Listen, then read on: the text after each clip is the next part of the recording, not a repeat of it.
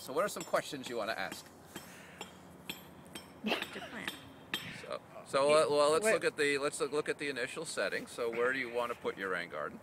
And so lots of people like to put their rain garden right next to the water source, which would be a downspout, perhaps a sidewalk, and oftentimes the better location is a greater distance from the water source, so you may want to pipe it. And again, lots of times people aren't thinking about aesthetics when they think about rain gardens, so we want to make it an aesthetically pleasing addition to the garden so that you will want to have one and you'll want to maintain it and keep it looking good for years to come.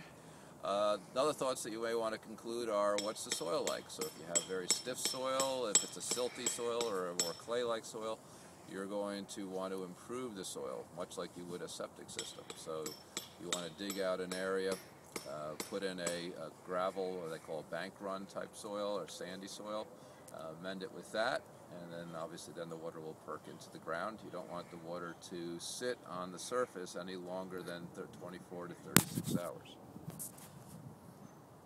Are we back on? We're back on. We're back on. So this could be edited.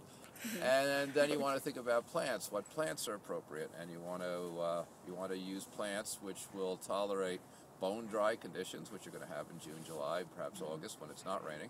And then you want to have plants that can just sit in water, as it would happen in March or April when you get lots of rain. So you want to use plants that are probably floodplains type, plants that you'd see next to a river, where it would typically flood in spring and then be bone dry in summer. How's that? That's great. Great.